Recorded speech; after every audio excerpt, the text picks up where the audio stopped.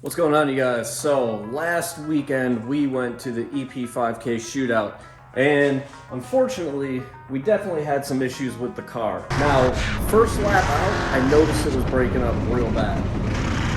It ran fine at No Star Bash, so I was kind of like confused as to why that would happen. We swapped two coil packs on it. So you can see we just kind of zip tied them up there and plugged them in. And then we went back out, and it seemed to actually make a difference. So it seemed to run a little bit better.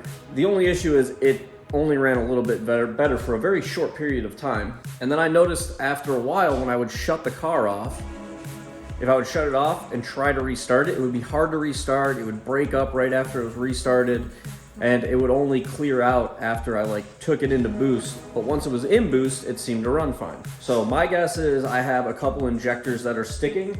We got to go through this and kind of diag it a little bit better. So what I'm going to do now, I'm going to go through and actually spark test each individual coil, make sure all the coils are still good.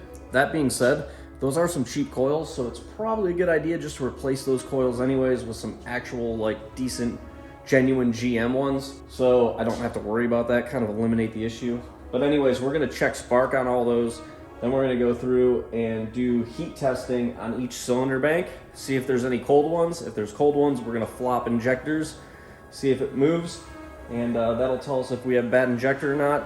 Once we do that, we're actually gonna have to go through, leak down, compression test this motor, because for how awful the thing was running by the end of the weekend, I'm really hoping we didn't hurt this motor. So we got a lot of stuff to get done today.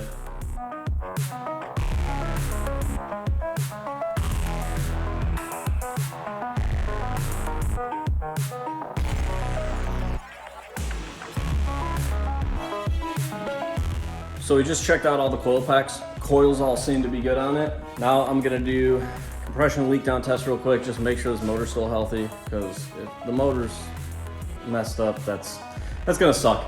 It wasn't burning anything, so I mean that's a good sign. And yeah, I don't know, definitely gotta send these injectors out. I think we're probably gonna put this car back on ethanol though, E98 maybe, and so those injectors are gonna have to come out anyways. But leak down compression.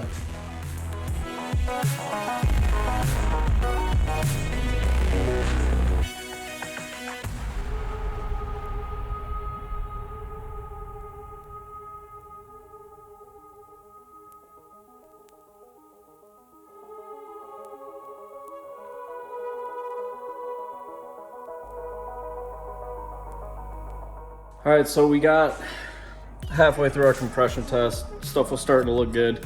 And then cylinder 3 spark plug here, it's kind of fighting me to come out. I get it out and I realize there's a little bit of aluminum stuck in the threads. So that's never a good sign. Now, I had to pull the manifold off so I could get better access to the threads.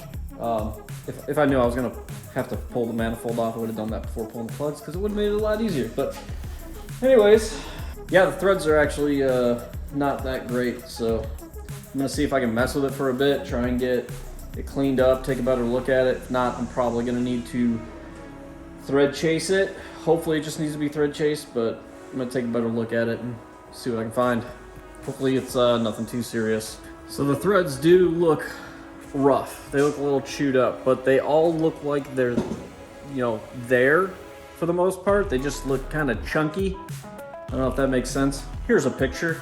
So they don't look crisp and smooth like the other threads do, which is probably from that little bit of aluminum that had to get caught right at the last thread there, kind of just getting dragged through. So what I'm gonna do, I'm gonna go pick up a spark plug thread chaser, and I'm gonna see if I can clean it up and hopefully get a plug back in it. And if I can get a plug back in it and get it torqued properly, then we're just gonna continue on with this leak down compression test.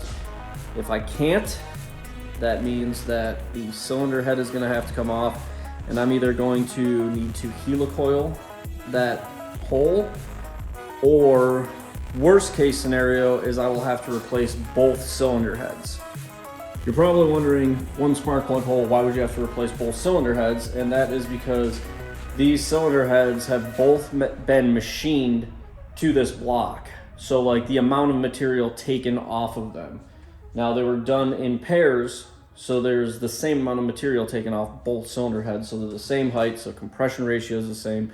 If I just replace the one, I would have to match it to the other head, and then matching porting and all that. It'd probably just be a lot less work and easier to replace both cylinder heads at that point. So we might end up having to go that route. Hopefully we don't, but if we do, you know, it is what it is. But I'm gonna try and get this repaired first before unnecessarily spending more money than I feel like spending.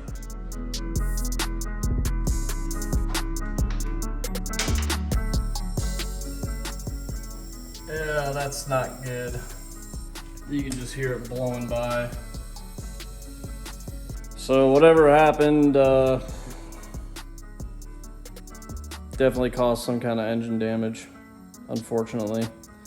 I'm guessing whatever the damage was on that cylinder is what caused that plug to get jacked up in the aluminum. My guess is it got stuck and went lean. That sucks. I do not have the money to rebuild an engine right now. But it's gonna have to come out, get torn down. And I don't really know what to do. It's not something I had planned. I was planning on doing the quick change conversion, and that being it. I was not planning to rebuild an engine. So, I mean, if the rods and all that are good still, that'll be fine. It'll basically cost me the same amount that it cost me last time to rebuild it, minus machining work, depending on how the cylinder wall is. But only thing I can do now from here, I gotta pull the motor out. Pull the motor out and start tearing it down, I guess. That sucks.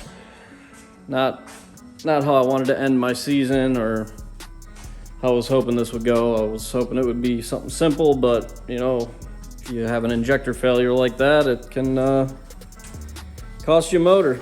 I'm pretty sure that's where I'm at right now, so that sucks. Anyways, I guess that's gonna be it for this one though. I think I'm gonna call it a day because I just went out in my other garage and seen the radiator on my truck decided to randomly crack this morning, even though I haven't driven the thing in a week. And it dumped all of the antifreeze all over my garage floor. So when it rains, it pours. And my radiator decided it wanted to rain. All right, whatever. I mean, this sucks, but it is what it is. That's gonna be it for this one, you guys. I'm calling it a day here. So we're gonna have to get back into this, pull the motor out of it, tear it down, go through it. Anyways, for now, it's gonna be it for this one. So like the video if you liked it. Subscribe to the channel if you're new. Follow my second rebuild on this motor. And until the next one, I'll catch you guys later.